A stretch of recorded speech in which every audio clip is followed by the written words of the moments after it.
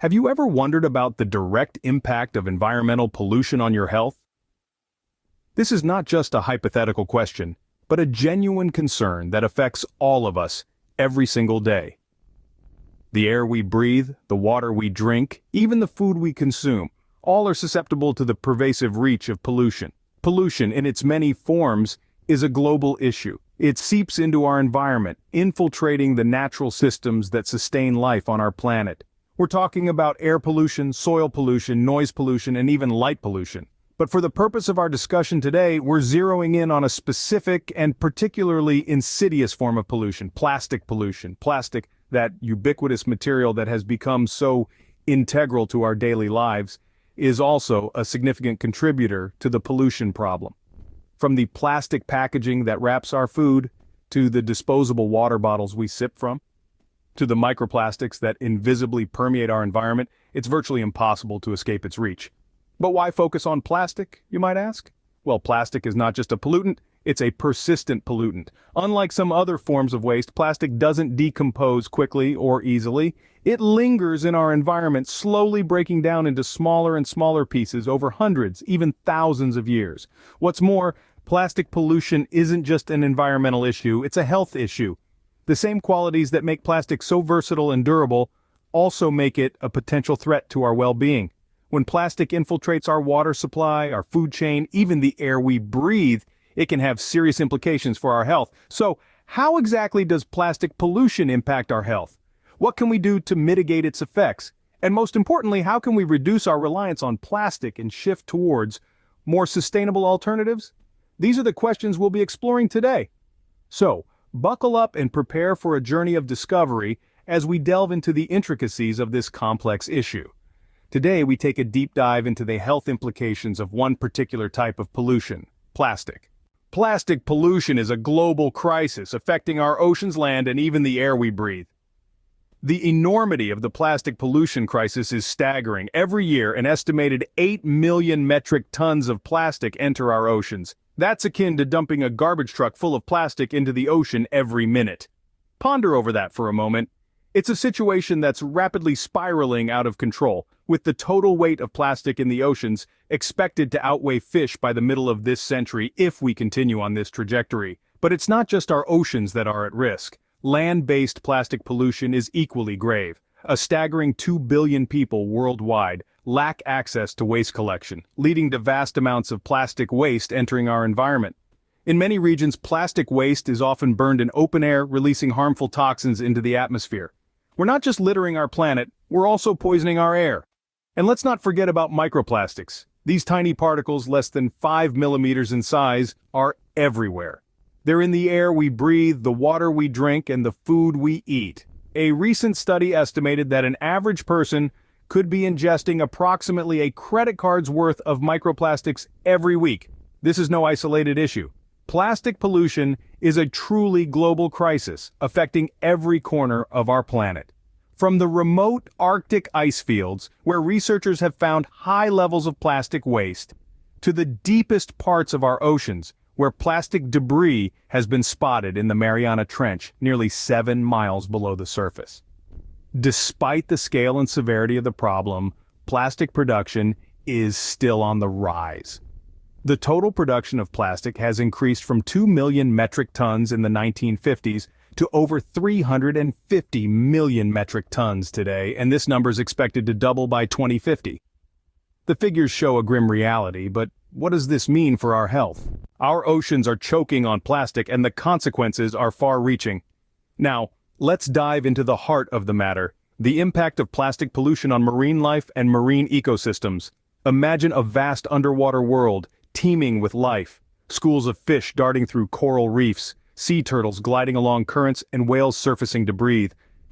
It's a world of beauty, diversity, and balance.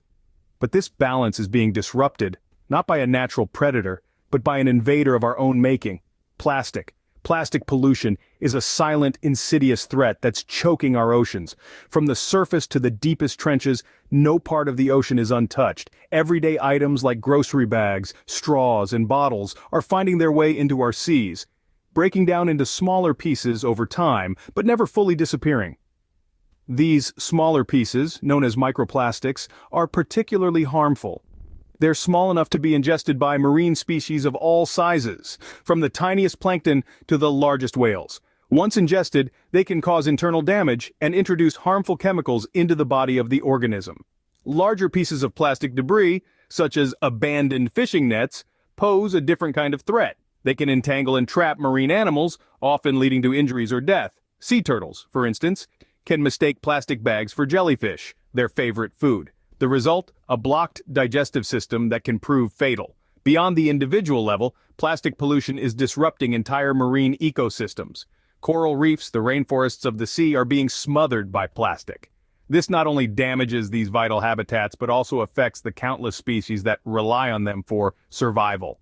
As the plastic problem continues to grow, we're starting to see its ripple effects. Declining fish populations, altered food chains, and degraded habitats are just the tip of the iceberg. But the danger doesn't stop at the ocean's surface. It's finding its way into our bodies. That's right. The plastic we've carelessly discarded is returning to us, but not in a way we'd ever want. But more on that in the next scene. For now, let's remember, our oceans are more than just bodies of water. They're living, breathing entities that need our help. Every time you take a sip of water, you might be ingesting microscopic pieces of plastic. No, this isn't the plot to a science fiction movie. It's a reality that many of us are living with right now.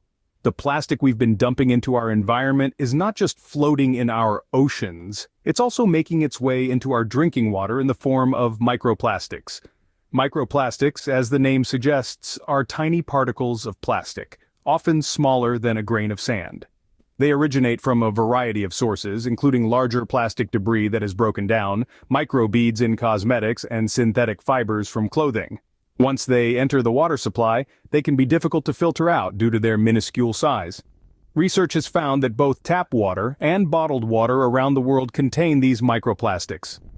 A study conducted by researchers at the University of Minnesota found microplastics in 94% of tap water samples in the United States. Similarly, an investigation by Orb Media revealed that a staggering 93% of bottled water tested from around the globe was contaminated with microplastics. The potential health risks associated with microplastics in our drinking water are still largely unknown, but scientists are exploring the possibility that these tiny particles could carry harmful bacteria, absorb toxic chemicals, and even make their way into our bloodstream.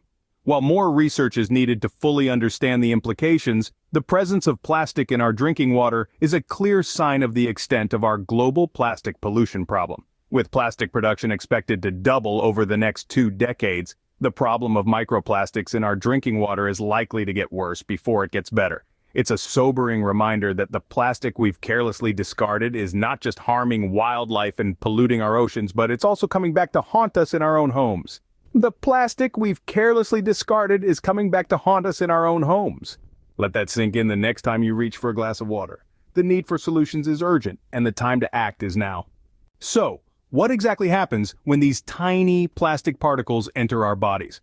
And that's a question that's been buzzing around scientific communities, and it's high time we all paid heed. When we talk about plastic pollution, we often picture massive, floating islands of discarded bottles and bags. But the reality is much smaller and far more insidious. Microplastics, tiny particles less than 5 millimeters in size, are the real culprits. They are small enough to pass through water filtration systems and make their way into our drinking water and food chain. These microplastics are not just a threat to marine life, they pose a significant risk to human health as well. When ingested, they can accumulate in our bodies, potentially releasing harmful chemicals. One of the most concerning aspects of this issue is the potential for microplastics to carry and release toxic substances. Some of these substances, such as polychlorinated biphenyls or PCBs, have been linked to a range of health problems from hormonal disruption to cancer. The science is still emerging, but the early findings are alarming. A study published in the journal Environmental Science and Technology found that people are consuming an average of 5 grams of plastic every week, the equivalent of a credit card. That's a lot of plastic to be circulating in our bodies, potentially wreaking havoc on our health. Another area of concern is the potential for microplastics to disrupt our endocrine system, the network of glands that produce hormones regulating everything from growth and metabolism to mood and reproductive health. Some chemicals in plastics, such as bisphenol A or BPA, are known endocrine disruptors. This means they can mimic or interfere with our body's natural hormones, potentially leading to a range of health problems. The health effects of plastic pollution are not hypothetical threats looming in the distant future. They are real, and they're happening now. The plastic we've carelessly discarded is coming back to us, not as a boomerang, but as a silent invader, creeping into our bodies and potentially undermining our health. The health effects of plastic pollution are real, and they're happening now. The problem is clear, but what's the solution? How can we reduce plastic pollution? Our world is drowning in plastic, but we're not helpless in this fight. There are practical, everyday actions we can take to cut down on plastic waste. The first step is to reduce our reliance on single-use plastics.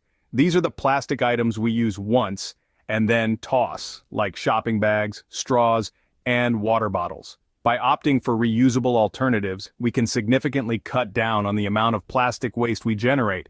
But what about the plastic we can't avoid? That's where recycling comes in. While it's not a perfect solution, recycling can help to keep plastic out of our oceans and waterways. It's crucial to know what can be recycled in your area and to clean and sort your recyclables properly. Remember, not all plastics are created equal. Some types are more recyclable than others, so it's important to check the recycling code on the bottom of your plastic items. Lastly, we can vote with our wallets. Support companies that prioritize environmentally friendly packaging. Seek out products that use less plastic, or better yet, no plastic at all. When companies see that consumers care about plastic waste, they'll be more motivated to find sustainable alternatives. It's also worth mentioning that reducing plastic pollution isn't just about the actions we take as individuals. Governments, corporations, and organizations all have a part to play. We can advocate for policies that limit plastic production and promote recycling. We can support research into new biodegradable materials to replace plastic. In conclusion, reducing plastic pollution is a complex problem that requires a multifaceted solution. But don't let that discourage you. Remember, every small action counts. By reducing our use of single-use plastics, recycling properly, and supporting companies that prioritize sustainability, we can all play a part in the fight against plastic pollution. Every small action counts in our fight against plastic pollution. Plastic pollution is not just an environmental issue, it's a health issue. It's a statement that we've heard, discussed, and dissected throughout this conversation. The interconnectedness of our health with the health of our planet has been placed under the microscope, revealing a startling reality.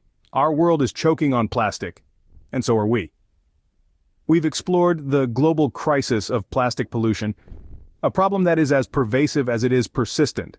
From our oceans to our drinking water, plastic is everywhere. The statistics are staggering, with millions of tons of plastic entering our oceans every year, and microplastics found in the majority of the world's tap water. This is not some distant problem. It's right here, right now in our homes and in our bodies. We've delved into the health impacts of this ubiquitous pollutant, revealing a grim picture of hormonal disruptions, reproductive issues, and potential links to cancer.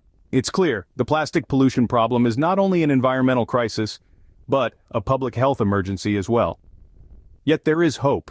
We've discussed potential solutions, strategies to reduce plastic pollution on both individual and collective levels. Small changes in our daily lives, like opting for reusable shopping bags and water bottles, can make a difference.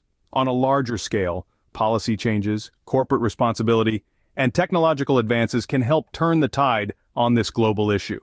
But change begins with awareness. It's about understanding the impact of our actions and making conscious choices to reduce our plastic footprint. It's about demanding accountability from corporations and governments, and supporting initiatives that tackle plastic pollution. It's about realizing that our health and the health of our planet are intertwined, and that we have a responsibility to protect both. For the sake of our health and the health of our planet, it's time we rethink our relationship with plastic. It's time for action. It's time for change. Because plastic pollution is not just an environmental issue, it's a health issue, and it's an issue that we can no longer afford to ignore.